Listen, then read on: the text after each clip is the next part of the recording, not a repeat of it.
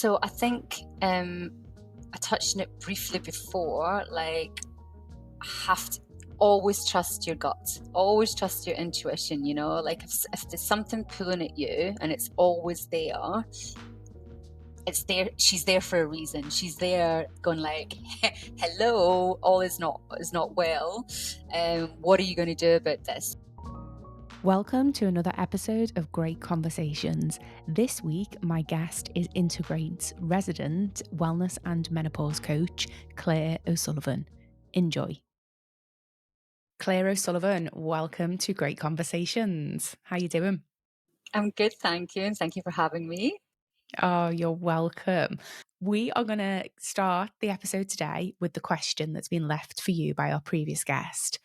So the question you have is, who or what is inspiring you at the moment? My kids are inspiring me at the moment. So they are two boys, 8 and 11, and me and their dad split up 6 months or so ago, and they are just legends. The way that they are dealing with everything and the changes,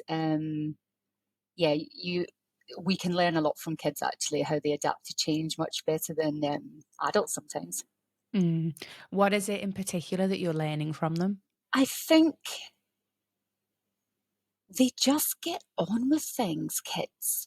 They don't overthink. They haven't been in the world maybe long enough to overthink things other than what's just happening to them in the moment. And I mean, as adults, we can get so lost in overthinking.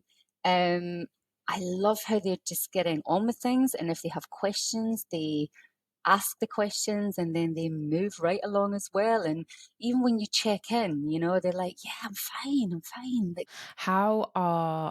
How your children are showing up and resiliently responding to this situation, how is that helping you? What's the impact that that's having on then how you process the change and move through it? yeah, I think it is just that word resilience, and I think it's just maybe just taking things day to day and for what they are, rather than trying to look for things, and we make up these stories that things that could be happening, whereas actually if you just stop and just concentrate about what's actually happening in the moment, I think all we really need is to feel, everybody needs to feel loved. So if you feel loved, if you feel safe and secure, I think if you have those things, it's a really good solid base to deal with like whatever. And how does love and security show up for you? It definitely comes from within, and that's something that I have learned probably through age, probably with the work that I do as well. Well, in fact, most definitely with the work that I do, because love and security definitely would have meant something different to me 20 years ago than it does now. I mean, I'm 44. Well, I'm going to be 45 next month, actually. So yeah, in my 20s and 30s, maybe even 30s, yeah. Definitely, I mean, you maybe think of love more in the typical sense of what you get from someone, rather than loving yourself and who you are and what you're doing. And the same with security. Um, you that has to come from within as well. You can't. I don't believe that someone else can make you feel secure. I think that's something that we should all try and aim to provide for ourselves. Absolutely agree. And it's so powerful. It's empowering, isn't it? When you go into the world grounded in your own self-love and being able to cater to your own needs. I'm sure it's been a journey for you to get to that point. Oh, yes. As it has been with my good self. So why don't we go into that a little bit more? So like how have you got to, this stage in your life where you are, I'm assuming, better able to go into the world loving yourself and giving yourself that sense of security and groundedness that you need. So what was your journey to get here? So I worked in advertising, so corporate land, for 15 plus years in the UK, mainly in London. And moved to South Africa through my husband's work at the time, allegedly for 1 year. We've been here 9 years later. And in that time, so I was used to working full time, the deadlines, the pressure, like the rat race of London, then gave all that up and willingly wanted to give that up. I'd kind of had enough of that anyway. I'd had our first son by then. And that said, though, I feel like maybe lost myself a little bit and just wanted to get back into something new. I didn't want to go down the corporate world again. So I actually retrained as a certified integrative health and nutrition coach during COVID in 2020. And I feel like that's most definitely where it was the start of my journey to where I am now, to leading back to what we were saying about what love and security and self-love and all these like connection and all these words that probably even then I would have had they would have meant different like things to me, if that makes sense. And then let me just throw in there as well that I also went through early menopause during lockdown in 2020 as well. So that was very interesting. So I was like 41 at the time, which is why I kind of decided to concentrate what I do now as a menopause wellness coach and more like female wellness coach. So with everything that came from that, so my study and working with women, has got me to kind of where I am now. Because what you're talking to is like, because when you go into the world empowered, knowing that you can give yourself everything you need, you show up as a very different person. Like well, I do. So I'm curious, like how are you showing up as if you look back now from like maybe when you were a teenager, what was Claire like back then versus now? It can depend on where you are from and your peers that you surround yourself with, because that Claire that was surrounded by those people then, I don't say that I don't know that the encouragement was almost there to better yourself. I don't know if you know where I'm coming from with that. Like, it was quite a small town and everybody, oh, I'm going to get shot here, but it feels like to step out of that was like not the norm. It wasn't encouraged. It was almost like not made fun of, but it definitely the support and the encouragement wasn't there to go for that dream job in London in advertising. So then it comes back to, I think I've always had it in me to walk my own path, which is very there's only maybe, if I think about my small town, I can only really think of like one, maybe two friends that have actually left and gone and lived somewhere else and chose like to not live there. And I'm really interested because like so growing up, so you grew up in Scotland in a small town, you said. So it sounds as if you like maybe felt a little bit different, like that your aspirations were a little bit different from those around you. Like so where did this dream come from that you were gonna leave your small town and go and make it in the big smoke, as they say? Honest answer, I don't know, but I've just always been really in tune with my gut and always been a little bit of a taker, stroke rebel. So like I was always that person that will just give it a go. Um, don't get me wrong, I'm not saying that like I didn't have any fear behind any of the things that I tried, but I didn't feel different. I just felt like I was just doing my own thing, and it's always kind of, and I think I'm still like that. And I think that's been a really good trait for life that I still and would definitely encourage people to do. That is, if you feel a really strong like urge to do something, or something just keeps nudging awake, just keeps coming back into your like sphere, and nudging away at you, you should definitely listen to it and act on it. And so where did that so what was the first nudge for you? Where did it take you? So you left your town and then where did you go? Yeah, so the first nudge was to was to go and, so I packed in my job, and my safe job, Nicola, with Scottish Equitable, you know, such a safe job in insurance, and, went to Ibiza for the summer. And then I became a little bit of a hobo. I think then I moved around. Then my traveling and my curiosity kicked in. And I've always loved meeting new people. And I think coming from a small town, I was always very curious about what else was like out there. So for me, traveling, I kind of, I guess, caught the traveling bug.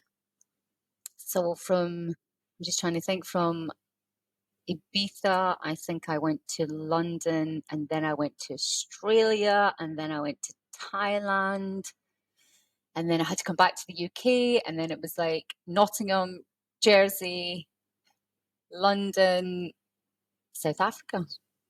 Wow. So how do you like when you get to these new places, how do you put down some roots and feel like you're grounded? So it's about just finding those couple of people they can either like show you around or you feel a connection with. Um, and then I think that's enough to kind of make me feel, okay, I've got this, you know, and also saying yes. So this is what I learned, especially coming here. I made a deal with myself that I would just say yes to an invite, you know, just so even if I didn't really know the person or I didn't really feel that much of a connection, I would just go anyway because you never know what can come from saying yes to something. What did the curiosity in saying yes, what gifts did that bring in to your life? Well, it's just opportunity. We were just chatting earlier about that. My word for this year is opportunity. So when you say yes to things, the opportunity, and it doesn't have to be massive. It doesn't mean have to say that it's like a new job offer or like a new friend for life, you know. It's like, but the opportunity by saying yes, um, well, they're endless. You know, you don't know who you're going to meet. You don't know what's going to come from that. You don't know what you might be inspired by something that you see or something that someone says that day. So I think it just, yeah, definitely brings opportunity by saying yes to these types of things. Yeah. But there's a fear though, isn't there? Like I know like when I relocated, for me personally, there was a lot of anxiety, like social anxiety and fear as well of I guess putting myself out there and maybe it was the shame of just, I don't have any friends. Will you be my friend? And, there was a lot of sort of social anxiety and fear around that. And I don't know if you felt the same, but if you did, like, how did you overcome that fear, that shame, that anxiety to then get to the point where you're saying yes and you're putting yourself in these situations to meet other people? Yeah, I mean, I think that's completely normal to feel like that. And I think I definitely had a little bit of that. Um, I guess it's a fear of the unknown, isn't it? I guess it's gone back to that fear of rejection. Like, what if no one likes me? Like, what if I like don't get invited to the next thing? What if I go to that thing and don't get invited to anything else? What does that mean, like, about me? You know? But I think I think then that just it also comes from how you feel about yourself, as we were talking about at the beginning, like how you feel about yourself. Do you feel safe and secure in yourself? And I think if you live you and if you are authentic and true to who you are, without sounding all cliche, but you will attract people that will like you. You know, you will attract that. I love what you're saying about being grounded in your sense of self-worth because yeah, I hear you actually. Like when you are grounded in a sense of self, you're less bothered about what other people think about you because you're just showing up as who you are. So it's easier to sort of say, well, I'm not going to be everyone's cup of tea and that's okay. You mentioned before about this fear of the unknown and that being present sometimes, particularly as it comes to, I guess, sort of, building new relationships is what we were talking about when you relocate. But obviously, the fear of the unknown must have been, and it was present when you decided to split from your, the father of your kids, your ex-husband. The fear of the unknown, I'm sure, when you went through early menopause, of just like, what the hell is going on? So, like, what is it that you have learned, and what is it that you used in order to navigate those situations? So I think I touched on it briefly before, like have to always trust your gut, always trust your intuition, like if there's something pulling at you and it's always there, it's there, she's there for a reason. She's there going like, hello, all is not well. What are you going to do about this? And then for me, it was just more about like tapping into that and doing that like inner work. So like I questioned myself daily about like who am I and what do I actually want, and I didn't, and I took away that I was a wife. I took away that I was a mum. I took, like what is Claire actually? Who am I? What do I want? I took away my age as well, because I think for women as well, like we can get a bit hung up on, oh, I'm this age, it's too late to change this, like, oh, it's or so I stripped all that away, and it really came down to reconnecting with myself and what I wanted from life.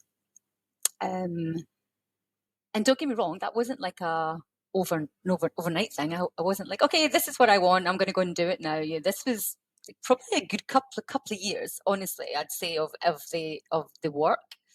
um and some of the tools that I use through that, so meditation's been a huge positive like impact in my life. That gives me the ability to ground, center myself, which then gives me the capacity to deal with the shit. Let's just say it as it is, like the daily shit, the daily grind, the stuff that is going on in your head.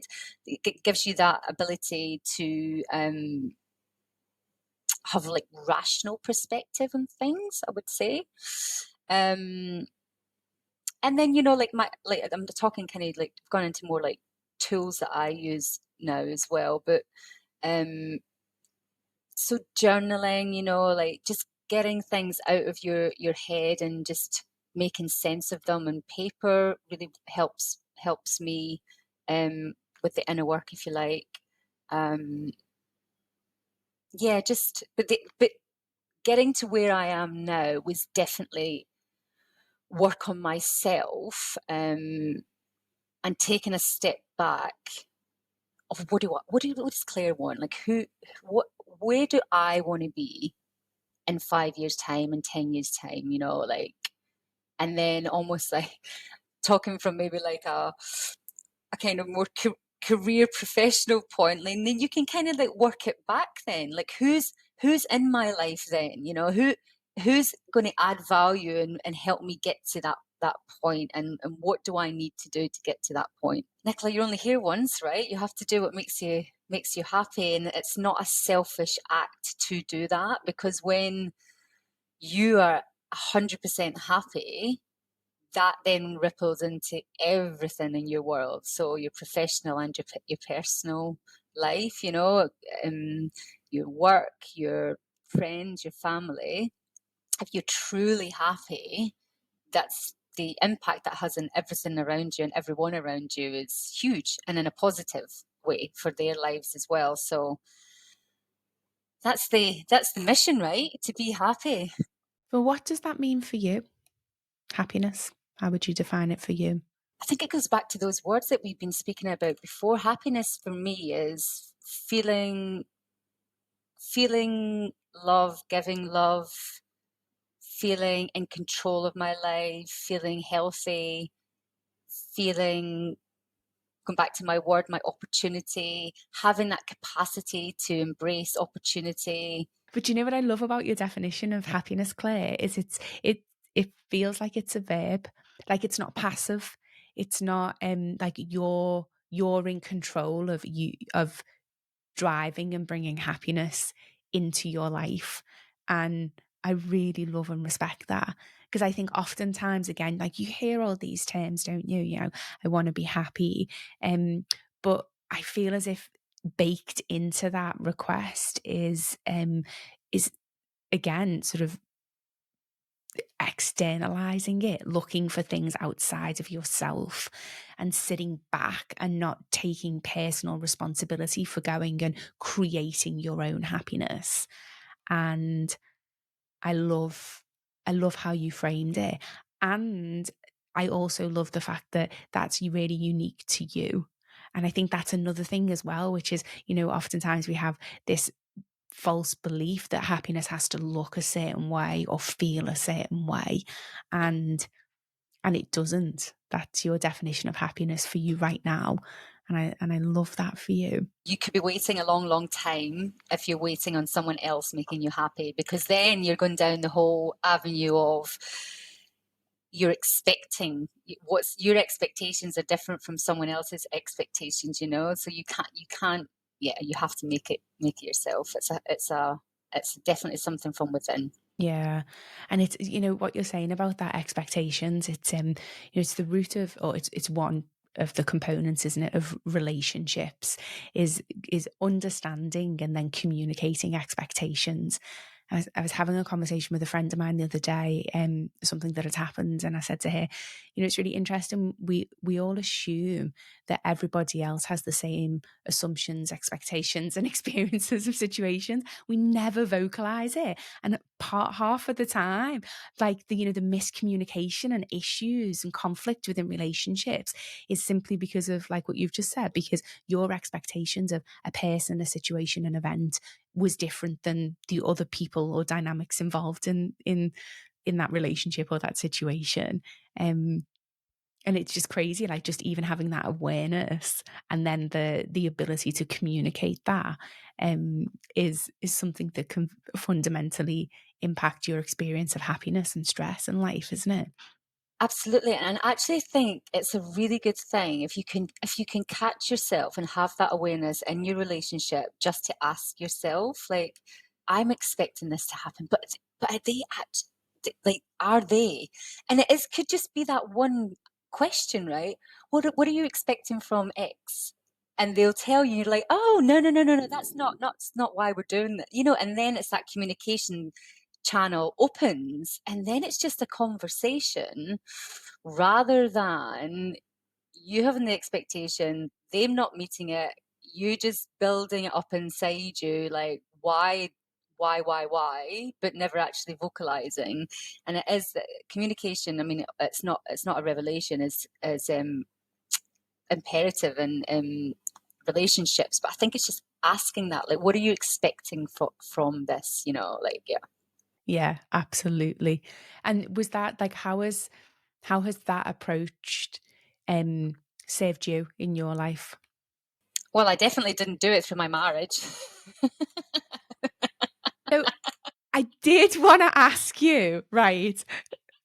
You mentioned that you went through early menopause, and obviously the statistics as well around, you know, menopausal, like divorce rates for women that are going through the menopause are above average to the national average is. And so I am curious, actually, like what everything that you've spoken about in terms of you being grounded in yourself and self-love and you know, putting yourself first, how much of the situation that you're in now was impacted by you going through the menopause?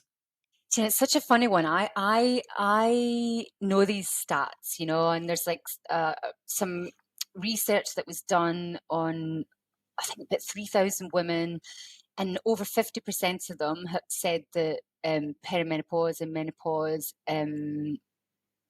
impacted their decision to separate or divorce. You know, it's like crazy, crazy stats. And all the different symptoms that you can get with moods and stuff, and the lack of estrogen, you're not thinking clearly, and your mood swings and your irritability and all of this. But I'm careful not to say that menopause is the reason that my marriage didn't work. I don't believe that, I don't believe that because um, I think if you have the awareness, so this is why I work with women in this area, because it's about joining the dots, So if you join the dots and you understand that your symptoms are menopausal and because of your hormone declines, then there's lots of things that you can do to help yourself. Um, I don't believe it was a reason or impacted, sorry, it impacted my relationship. I don't think it was a reason that I am separated from my husband. Um, I think it can be for some women. Maybe they don't get, the reason that I say this is because I think that they don't get the help that they need when they're in the thick of it. Separate, divorce, then realize 2 years later, oh, if I had just addressed this, if I knew it was perimenopause or menopause, maybe things would have been different. And that might be the case for some women. Um, but then I'm also of the thinking as well that I think women sometimes, I think it can be a really empowering time of life. And so this is where I say it can be confusing. Like, almost like the chicken and the egg, what came first type thing? Because I think it can be a time of life that because you've got all these changes happening in your life, in your body, I should say, that you then start to actually address things externally. And we go back to that, what do we actually really want in life?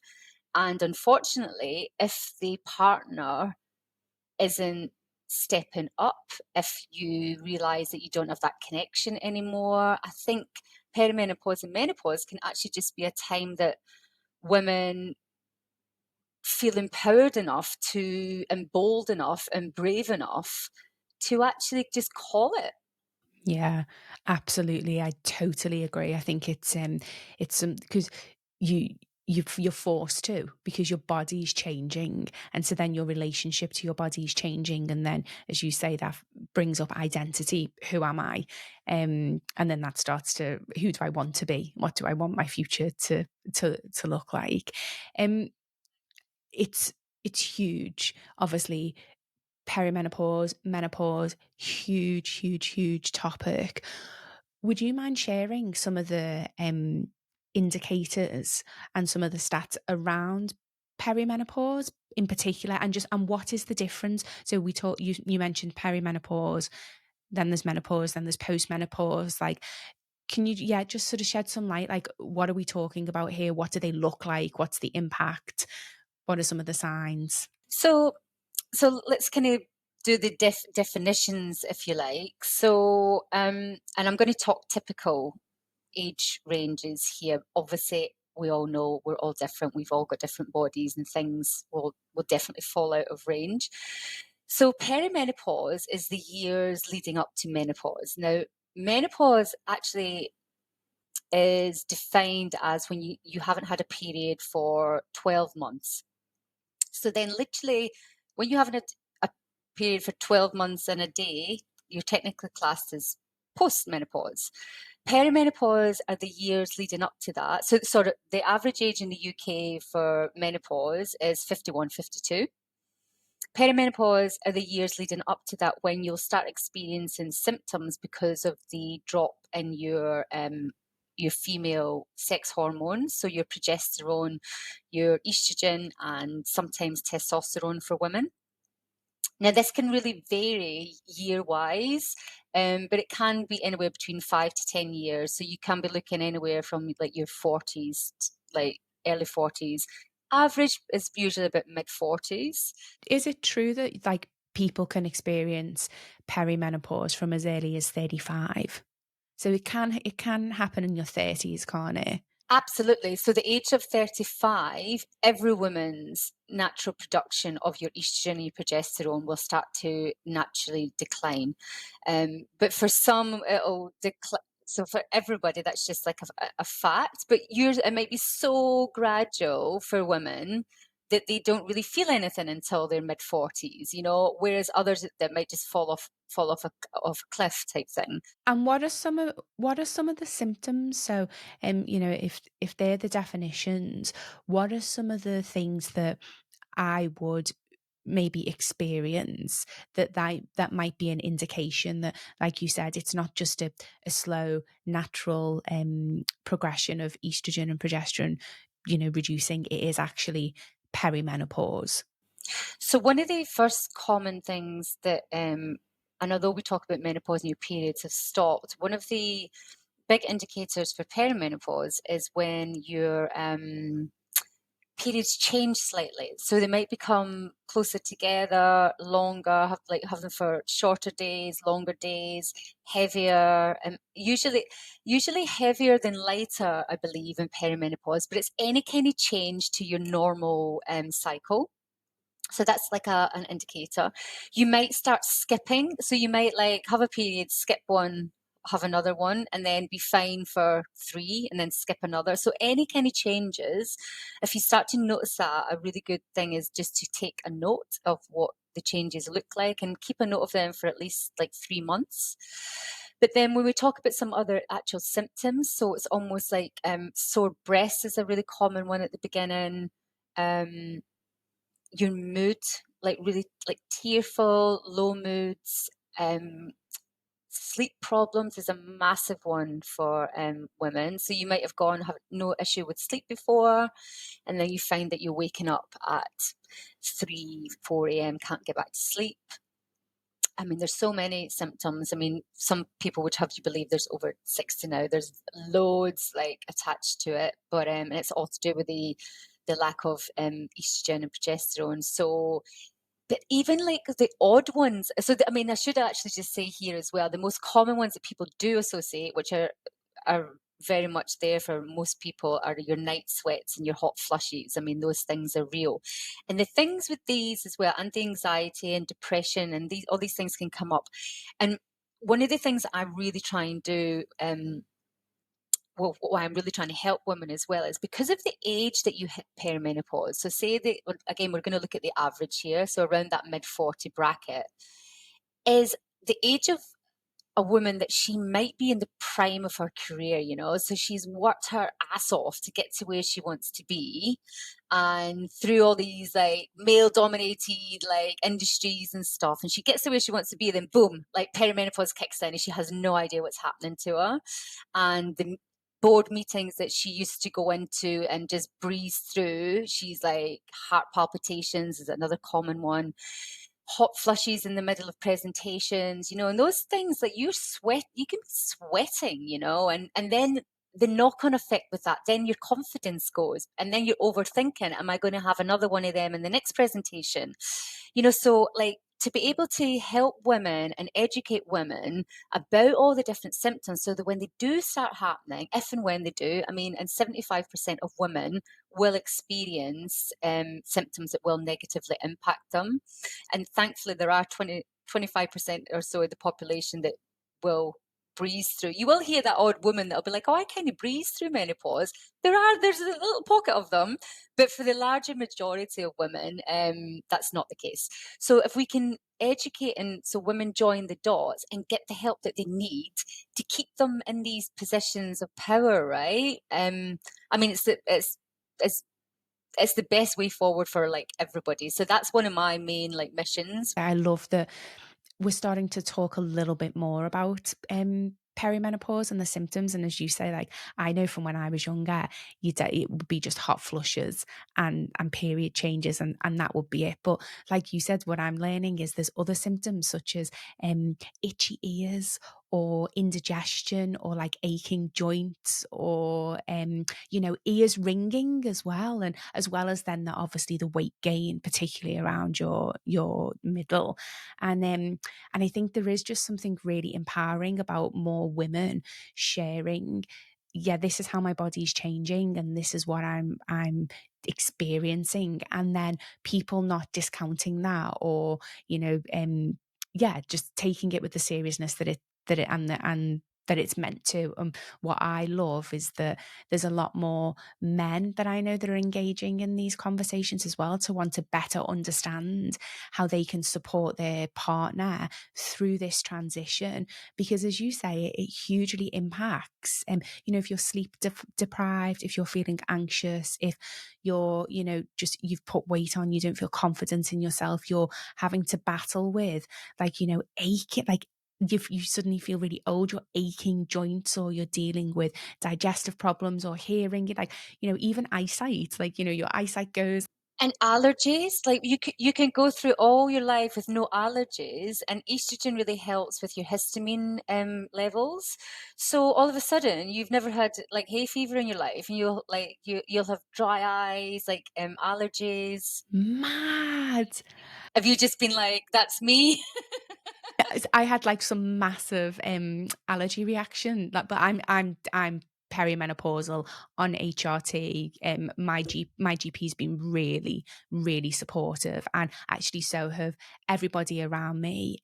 But I'm really lucky because my sister-in-law, who's a little bit older than me, sort of started on this journey, and so she very much normalized the conversation within my family around being perimenopausal, and what that means and what that looks like. At least the conversation is being normalized more and more, and yeah, it's moving in the right direction. Yeah, it certainly is. So, Claire, we have a closing tradition on this podcast. I ask all of my guests, what is something that other people value that you don't? I'm definitely more a people person, and what I give people, what I can get from people, over materialistic things. So I like connection over designer handbags and the best this and car and I yeah I yeah I'm not very I don't need stuff. I don't need expensive stuff. I hear you. Connection first. Yeah, that's the thing that makes a difference in my world. Claire O'Sullivan, thank you so much for your time and for sharing your wisdom and your insight and your infectious energy. Thank you so much. Thank you so much. It's been great. I've loved chatting. Thanks, Nicola. If, like me, you love Claire's infectious attitude and you just want to hear more wisdom from her, then I encourage you to go to intogreat.net/workshops, where you can find a list of Claire's up and coming workshops that she's going to be running for Integrate. As always, I'd like to say thank you to my editor, Stian Moritz, and musician, Jamie Jenkin. Sending you all so much love. Bye for now.